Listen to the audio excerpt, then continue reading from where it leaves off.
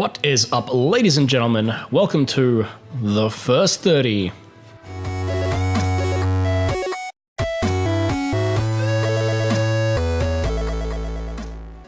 Alright, so here today you might see that we have something a little bit different to usual. We have Turok Evolution. I'm going to skip the opening cutscene in this game because it's very dull. But there's a very particular reason I have picked this game. And I'll just talk about it while this bit's going on. Basically, for something different, I wanted to play the first 30 minutes, or roughly the first 30 minutes, of a game that I like the first 30 minutes of. I really like the opening tutorial levels of this game. I think they're really, really good, and they show some really cool design. Unfortunately, the game as a whole doesn't follow through on that. A lot of the cool things they establish in the first, I'd say probably 2 hours of this game, slowly disappear over time, and it becomes a very linear corridor shooter, and it's not particularly interesting. But the first few levels, they set a really great tone, they've got really good pacing, and the way they introduce mechanics is actually really clever because there's no like text boxes telling you how to do stuff. So that's what I wanted to talk about, so let's get into that. And this is an example of how long the load times are. This is something I don't like about this game. The load times are absolutely obscene, but yeah, Turok Evolution, Acclaim Studios published this in 2001, I believe it was, and it was also available on the PS2 and Gamecube. This is the Gamecube version. It's considered the second best, or third best after the, obviously PC's number one, Xbox, then the Gamecube and the PS2. The Gamecube has muddier textures because of the smaller discs, but it's a much crisper looking game than the PlayStation 2 version, but the Xbox version has the best frame rate. Everything else, obviously, pretty standard. But let's get into it, because I want to talk about the mechanics of this and how they introduce them without using any dialogue or prompts or anything like that. That's what this episode is going to be all about. And if you guys like this, I'll try to do more of these in the future if I can think of more games that I like the opening tutorials of, or that I appreciate. So first of all, I did modify the controls. So this now controls like a regular first-person shooter you'd play now, and it actually is surprising how well it holds up. But as you can see, we've got our weapon here. It's a melee weapon. So of course the first enemy that they give us, who you will find right here, does barely any damage, and he's tiny, which kind of forces you to use the melee. So that's kind of how they teach you to attack. Something small that doesn't do a lot of damage. They swarm up on you a bit, which teaches you, oh hey, you should probably learn how to like hold it down to just, it's like if you hold it down to get one swing and then you get a power swing, or you can just keep tapping it to go crazy. So that's what those guys are there for. And then of course you come around this corner as you would have just seen, and there is an enemy off in the distance. I don't want to get up close to that guy. I mean, I have this, but you're obviously going to press some buttons and find what else you got. And hey, look at this, you got a bow. Now, I cannot zoom in on this guy, not yet anyway, but by placing this guy clearly in view but not having to attack you straight away, it makes you think about how you're supposed to take him out. So if you've read the manual and you know you can swap out weapons, you would know, oh hey, okay, this guy's off in the distance. I'm going to use my bow and arrow. Now, there's another guy up here. And because I mean, like, the way they've got this set up is when you come out of this path, the first thing you see is a rainbow. The rainbow is going from left to right, which forces your eyes over in this direction, which is where this guy here is. So once we kill this guy, it reveals a key. Very exciting. A key, yes, back when first-person shooters still had those. Do not attack the dinosaurs, they will fucking wreck you. And we do not want that. But what we do want is to get that key, so that's when they introduce another mechanic, not by having the text pop up and say, hey, press this button to jump or anything, but by making you think, well, how do I get up there? So you walk your way around the rock, you find this little alcove, you press some buttons, and eventually you work out the A button to jump, which is pretty standard in most games anyway, so you should know that. And by forcing you to walk your way around here, it teaches you how to basically do the first-person platforming that the game requires so much of you to do. There's also a weapon if you make your way all to the top. If you're like me, I'm sure some people would just get to here and not even look to the right before making the jump, but they reward you if you do. Hit the key, opens up a gate. There you go, now you understand the keys open gates. Very simple stuff. Also full damage, which I'm not too worried about. And there's this Triceratops over here is aggressive. Did he just knock over a tree? He did. I never knew that he could do that. Huh. Oh, it's guarding its baby. Alright, well, I don't want to upset the mother Triceratops. That seems like it would be a terrible thing to do and a good way to die, so... We're going to make our way over here. And... just swim over this side. One thing I will say, like, I like how much foliage there is in here, but the skybox, that blue is just disgusting, and I hate it.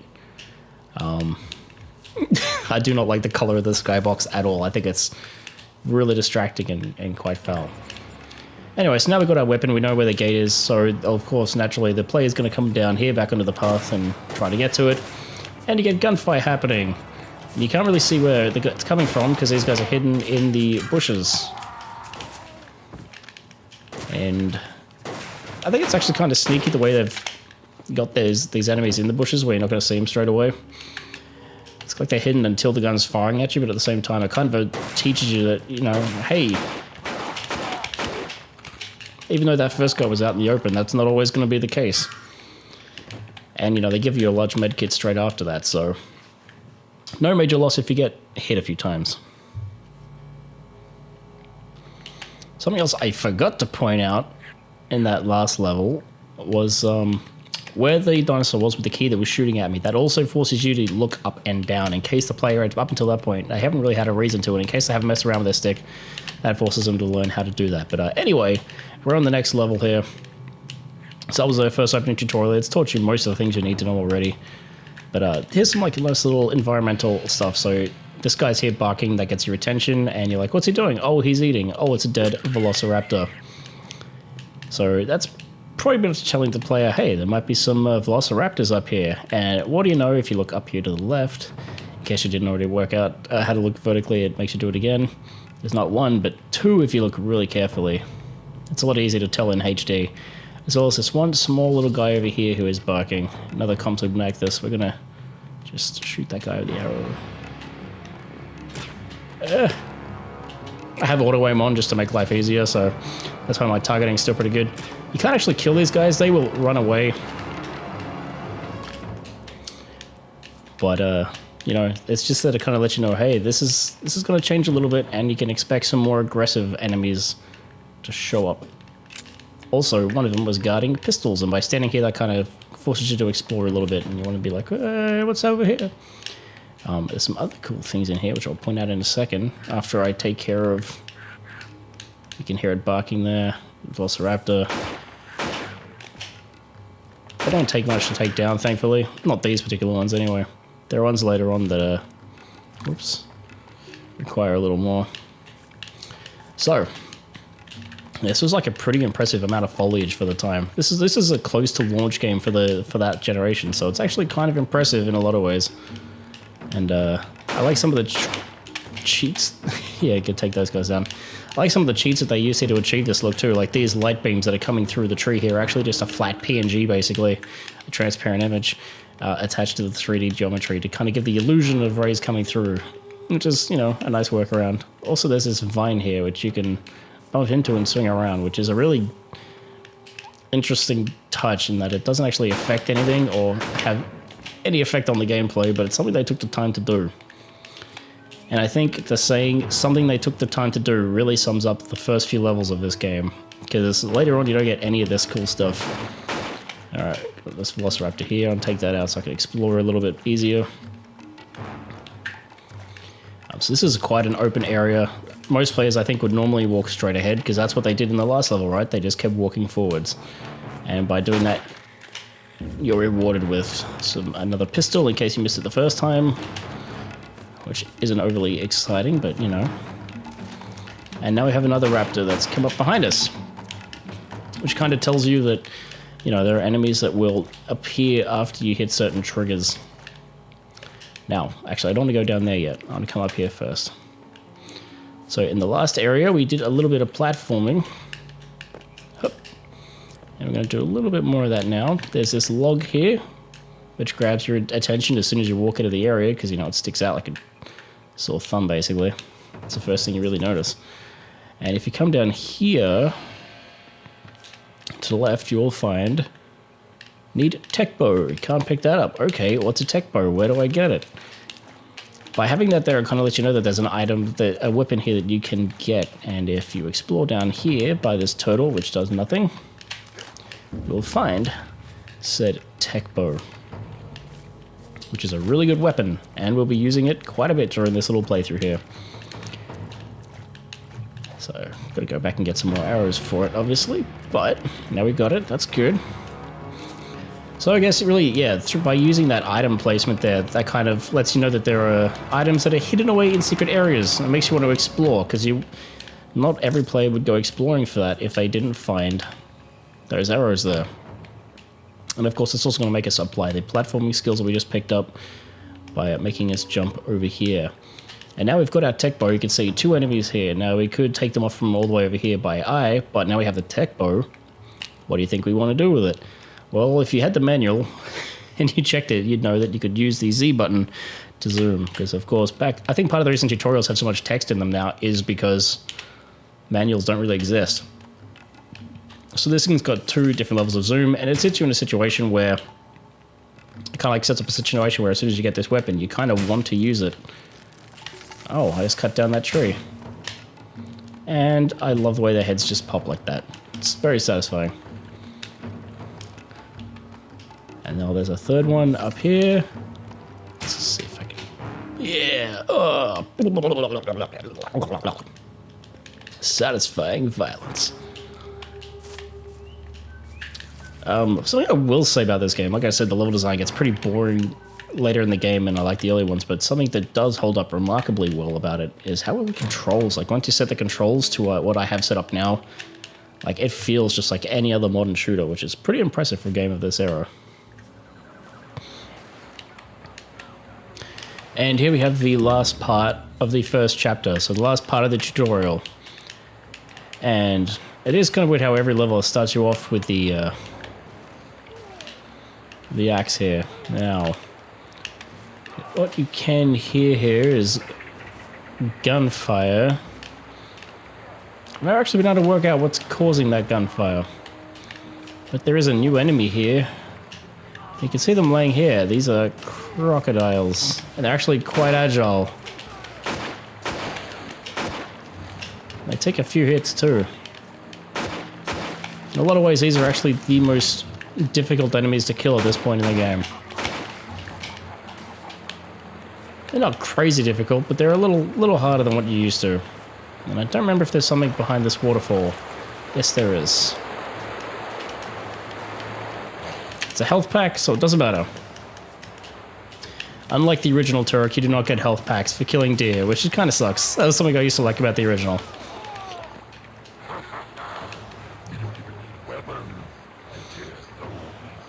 Alright. So now if we come over here, these guys are executing some dudes, and they know I'm here because they're snipers. This is the first time you see snipers. You can tell they're snipers. You can usually tell by the silhouette because they're very skinny, as snipers often are in games. And they aren't a crazy threat if you have ammo for your tech bow, which usually you do. Something else we have here is just some dinosaurs grazing on food, because why not? And we have some alligators, which we don't really want to mess around with because they're in water. And in water, the only way to attack enemies is with your hatchet. And it is not a great weapon.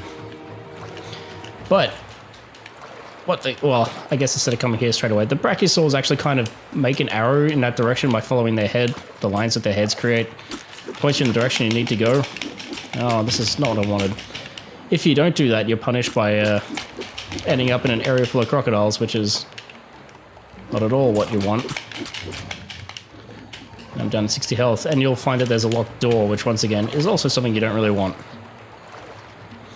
Thankfully, if you do manage to kill all these guys, you can get some health, which this is the first time you can climb up vines, and they kind of let you know by putting this health going up there, which once again grabs your eyes and will kind of let the player know exactly what they need to do. Little narrow path here. And another key, so now you know you saw that locked gate, you know what this key's gonna do.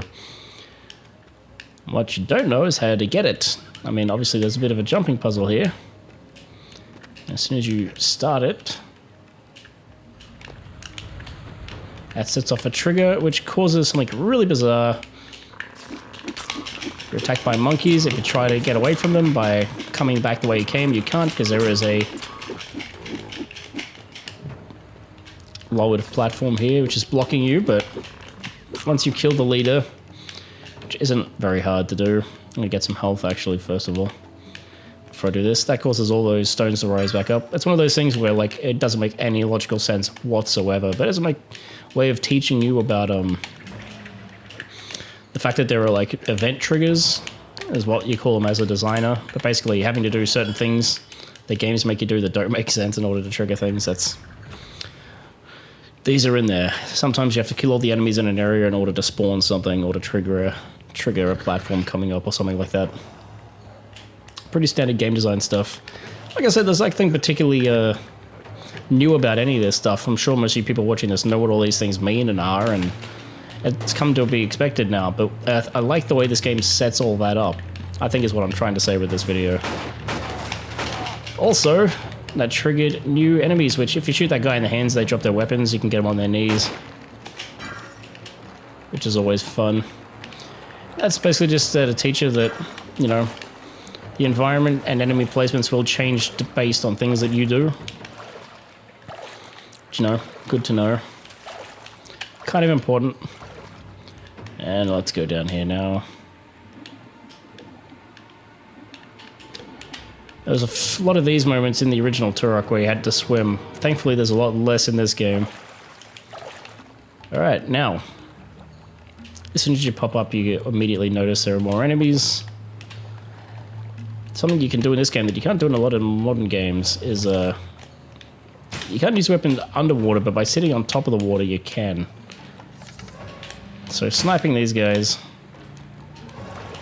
it's always a good idea. I think there's one more somewhere else. Where is he? Might be behind me. There he is. There's a couple of them. Yes, this one up here. And by having this guy up here shooting at you as well, not only does it get you to look up here, but it kind of points you in the direction of, hey, there's a vine here, you should probably be climbing. Climbing would be a great idea. Something I don't understand is why when you get the tech bow, it doesn't replace the regular bow. Scrolling through them both when the tech bow uses the same ammunition and is better is kind of dumb to me. And I think that's something that didn't need to be there, personally. Ow. Did I miss one? I did. You sneaky fuck. Anyway, doesn't matter. Dead now. So yes, this game has still got us climbing.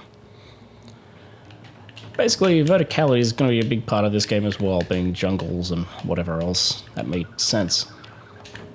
Now, lastly, you got this one. These vines blend right into the wall, which is, once again, why I think they put these health packs here. There's no reason why you would need health packs at this point. They're simply there to guide your ride to the right place.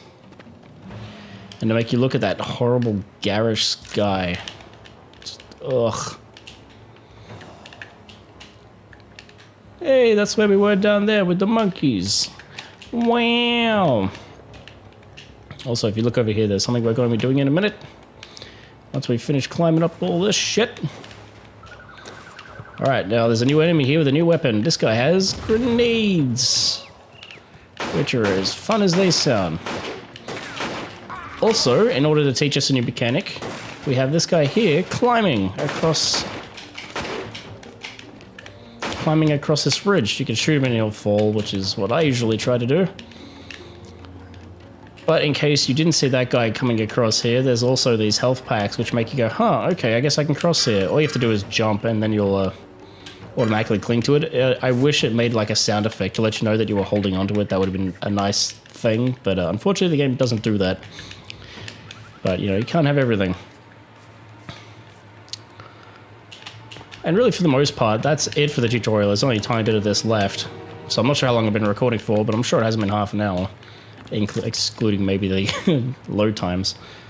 Oh, we've got an explosive arrow. Now, let's see if I remember how to switch the arrows out.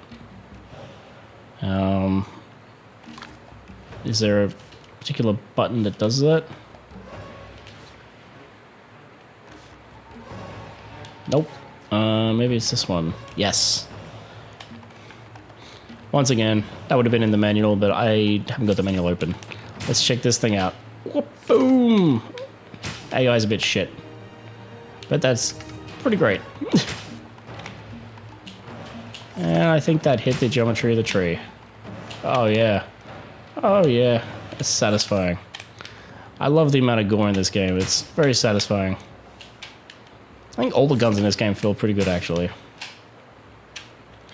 Alright, I don't want to waste all these. There's also poison arrows, which, I don't know, they're useful in stealth missions. Basically, if you shoot a guy with a stealth arrow, they will run around for a bit. Oh, I feel sick. Is he gonna throw up? Yeah, he starts vomiting.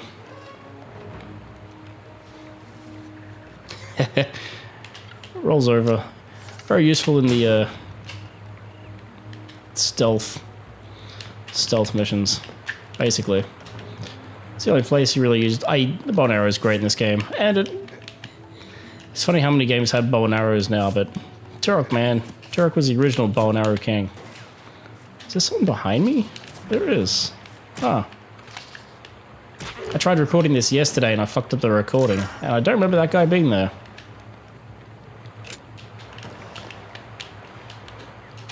Alright, so that's pretty much the end of this stage, actually. It's taught us everything we need to know for the rest of the game through those 3 chapters. And, like I said, these are all really standard things that it's teaching you, but if this is your first time playing a first-person shooter for some reason, you know, when this came out, especially since this was on new hardware, you know, this was a new generation of consoles, and it's easy to forget that before this, you know, the standards for first-person shooters were GoldenEye and Perfect Dark on the Nintendo 64, which only had 1 stick. And of course, this game has 2. And even though it has 2 sticks, it's actually using the exact same control method or style as the original Turok did, using the stick and C buttons, except now you got two sticks. So really, I don't know, really seamless transition. But anyway, that's it for this bit. Well, I see Jun got you here in one piece. Let's get going. You're not scared of heights, are you?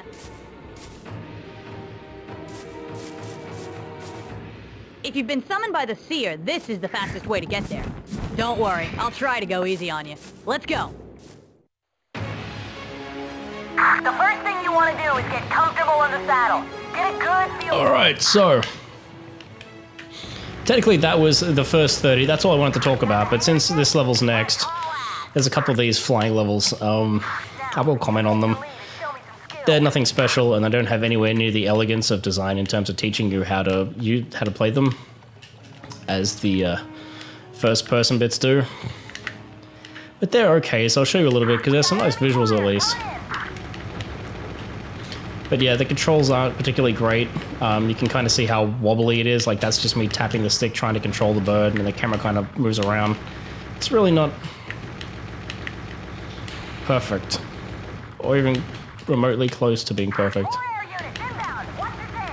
It's pretty sloppy, actually. But, you know, they were trying something different, I guess. They wanted to mix things up. Maybe they wanted to compete with Rogue Squadron 2 Rogue Leader, which was coming out around the same time. But these levels are really awkwardly handled in terms of the way the transitions between them work, and not so great. So I'll show you a couple of these up until there's one big point which I like. But yeah, these aren't particularly special. So, but like I said, there's some really cool visuals in here. Anything we get to fly around with dinosaurs, it's got to be cool, right? Look at this. I'm trying to know how. I guess I describe this as more like more of a wonky Star Fox than anything of its than a Rogue Squadron, but ugh, no thanks. Although I will say it is impressive how dense the screen is. For the, you know, 2001, like people, they were just learning how to use the Gamecube hardware at this point. And I think the next bit's the bit that I like. Alright, yeah, this is it. So I love this visual of flying up here alongside all these dinosaurs. Like, I think it's pretty great. Got some more rocket ammunition. Cool. Very neat visually. I love these migrating dinosaurs. Bitches talking about rock slides. What are you talking about? Oh, I can see some rocks up there. Oh, no! Yeah, these levels are all very easy. Or at least the early ones are. Alright.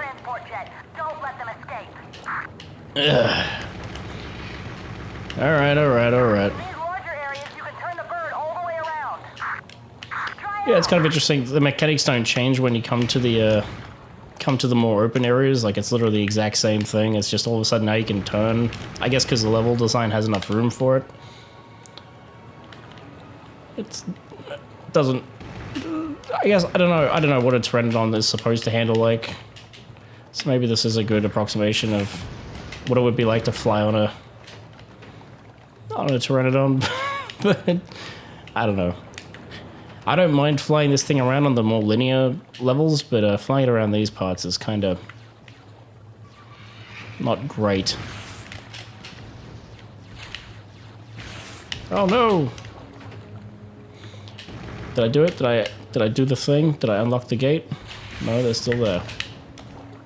I gotta destroy those things to get the gate open, because turret's gate.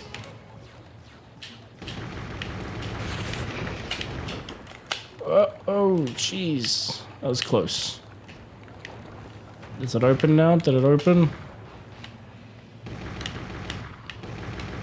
Oh, is it not destroyed enough yet? Oh, I guess I gotta destroy that other thing. The ship that was flying around. Where did that go? Oh wait, no, now it's not open. This is a visual thing I liked. As like a bit of a reward for, hey, you worked it out. Here's a really cool visual. Flying down here when I was like a teenager when I was playing through this game, it was like the coolest thing ever. There's a nice sensation to speed, especially if you do it like this. And it just, I don't know, like it has absolutely no bearing on anything, but I like how games make little things like this, which are all just about the spectacle of, I don't know, playing a game, I guess. And really, that's it for this episode. I'm not going to play any more after this. So thank you for joining me. Like I said, Turok Evolution, not a great game overall. Hasn't really stood the test of time, but I think it's a very elegant opening to a very average game. If you want to do more videos like this where I talk about more positive things I like, let me know in the comments below and let me know if this was something a little bit different, but I hope you guys have enjoyed it. So thank you again for joining me, and I will catch you on Monday for the whole new series, which is Near. And yeah, I'll see you then. Peace out and have a good one.